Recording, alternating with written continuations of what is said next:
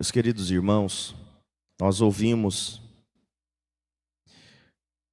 na liturgia de hoje a continuação do evangelho de ontem, onde Jesus multiplicava os pães. E a primeira lição que o evangelho nos ensinou é que nós devemos rezar, nós devemos orar. Jesus, mesmo sendo o próprio Deus, subiu ao monte para rezar. Logo depois de se despedir deles, subiu ao monte para rezar.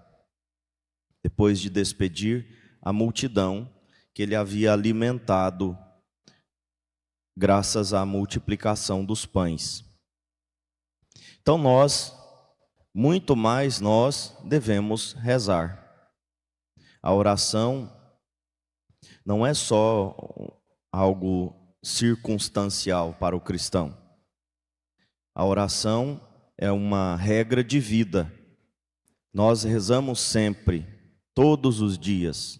A palavra de Deus diz, devemos rezar sem cessar. E Jesus, ele reza muito, sobretudo quando ele tem à frente dele decisões difíceis para tomar, ele reza, ele se coloca em oração. E ele reza também para nos ensinar que nós devemos rezar. Ele é o nosso mestre e as suas palavras e os seus gestos nos ensinam. Então a oração faz parte da vida do cristão, é uma regra de vida, é algo inegociável, não tem jeito de ser diferente. O cristão reza. E é claro que existem graus de oração, níveis de oração, ou níveis de comprometimento com a oração. A oração sem cessar não significa rezar do mesmo jeito o tempo todo. Por exemplo, não dá para a gente rezar o terço o tempo todo. Porque às vezes eu preciso conversar com alguém no meu trabalho. Às vezes eu preciso dar uma aula. E como é que eu vou dar aula rezando o terço? Né? Às vezes eu preciso fazer um atendimento. Como é que eu vou fazer um atendimento, escutar a pessoa e ao mesmo tempo rezar um terço? A oração sem cessar não significa rezar a mesma coisa o tempo todo ou sem cessar. Não dá para eu rezar missa o dia todo, ou participar da missa o dia todo. Isso a igreja nem permite que eu reze missa o tempo todo. E a igreja nem pede que você participe da missa o tempo todo. Digamos que você vá a um lugar que tem missa de hora em hora e fica lá o dia inteiro participando da missa. De repente, uma experiência ou outra é possível fazer, mas não dá para viver assim. Porque tem outros afazeres, tem outras coisas para se ocupar. Embora a missa seja a oração mais elevada, mais importante, mais sagrada de todas, porque é a oração do próprio Cristo, nós temos que ter até hora para rezar a missa, ou para participar da missa. Rezar sem cessar significa fazer de cada momento que eu vivo uma oração também. Significa transformar cada acontecimento num diálogo com Deus. Cada acontecimento de um momento de encontro com Deus. Seja evidente na missa, no meu momento de rezar o terço, o meu momento de meditar a palavra de Deus, o meu trabalho, nos meus lazeres, na minha caminhada, enfim. Eu sou chamado a rezar sem cessar, fazendo de tudo o que eu faço um momento de encontro com Deus. Isso existem níveis de comprometimento, existem níveis de oração, mas eu devo rezar sem cessar. Jesus rezava para nos ensinar que nós devemos rezar.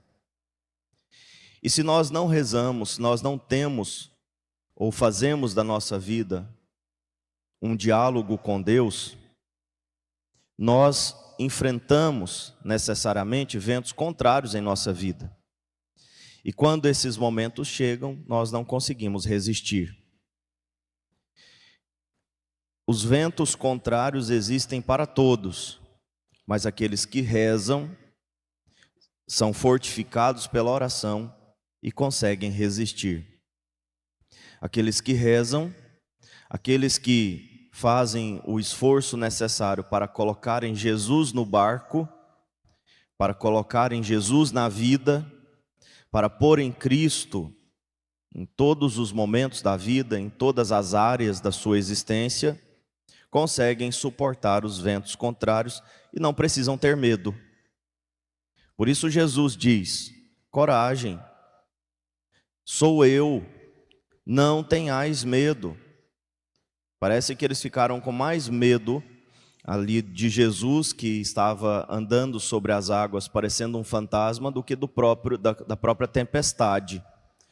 E isso é o que acontece quando nós não rezamos. Nós ficamos desnorteados, nós começamos a misturar as coisas. Eles ficaram com mais medo de Jesus do que da tribulação, da tempestade, do vento forte.